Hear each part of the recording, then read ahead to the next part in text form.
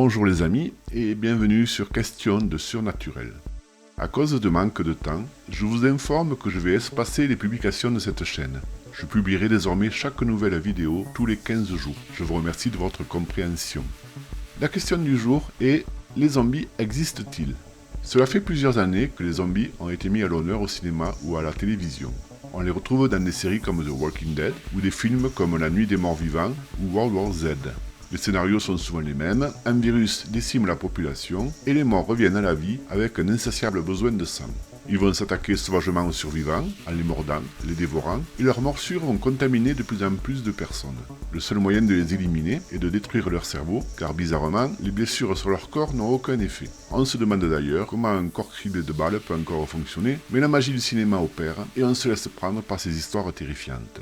Les productions américaines ont utilisé d'anciennes légendes pour créer ce type particulier de films d'horreur. Mais ces légendes ont-elles un fond de vérité? Les histoires de morts qui reviennent à la vie ont toujours effrayé les vivants. Il existe dans toutes les civilisations ce genre de légendes, et les moyens pour éviter que les morts reviennent à la vie sont nombreux. Les deux légendes les plus connues sont celles des vampires, dans l'Europe de l'Est, et celle des zombies en Haïti. C'est ce dernier pays qui va nous intéresser, car il est à l'origine de l'image du zombie moderne. On peut noter que le terme zombie original d'Haïti ne s'écrit pas avec un E à la fin. Contrairement à ce que l'on pourrait penser, la zombification d'un individu est bien cadrée par les coutumes locales. On distingue trois sortes de zombies: le zombie toxique, le zombie psychiatrique et enfin le zombie social. Le premier est le plus connu. Il résulte d'un jugement prononcé par une société secrète vaudou, appelée aussi Société Champoel. Il en existe plusieurs sur l'île, et ces sociétés agissent comme un tribunal vis-à-vis de personnes ayant commis des crimes ou causé du tort à la société. La zombification est donc un jugement, une punition pour de mauvaises personnes dans la tradition haïtienne. En général, la personne concernée va être convoquée par un conseil des adeptes du vaudou qui va le menacer de peines sévères, dont la zombification, s'il n'arrête pas ses activités néfastes. S'il continue, le Bokor, un prêtre vaudou, va préparer la sentence en composant une poudre magique au cours d'une cérémonie religieuse. Cette substance, à base de tétrodotoxine, un poison violent que l'on trouve chez certains animaux, comme le poisson globe, est mélangée à d'autres ingrédients plus ou moins secrets. Enfin, les adeptes vont faire en sorte que le condamné soit mis en contact avec la toxine, d'une manière ou d'une autre. Cela peut se faire par ingestion ou juste par contact répété avec la peau. On peut par exemple saupoudrer le poison dans son lit ou sur ses vêtements avec un produit urticant. En se grattant, l'individu va faire pénétrer la toxine dans le corps et quelques temps plus tard, il va mourir. Du moins en apparence, car s'il a tous les symptômes de la mort, il est bien en vie et tout à fait conscient de ce qui se passe autour de lui.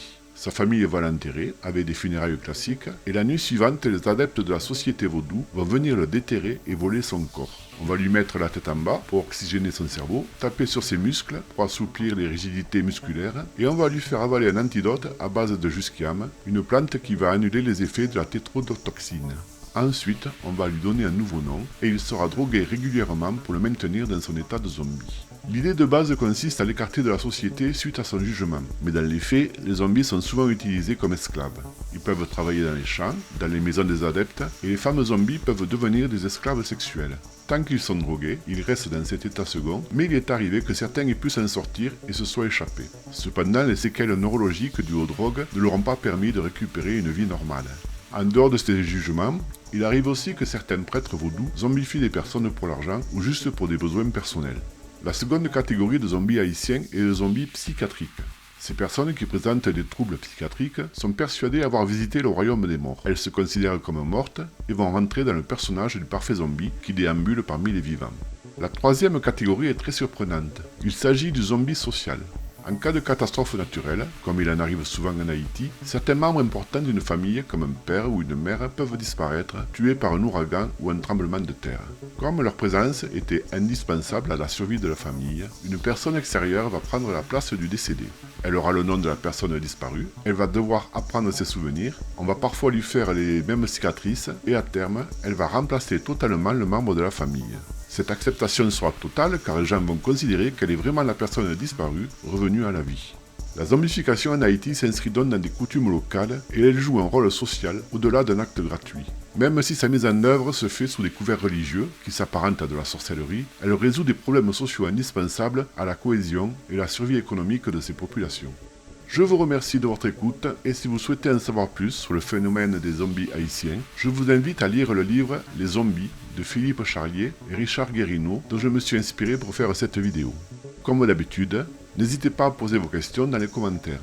Likez cette vidéo si vous l'avez aimée, pensez à vous abonner si ce n'est déjà fait et je vous dis à bientôt sur Questions de Surnaturel.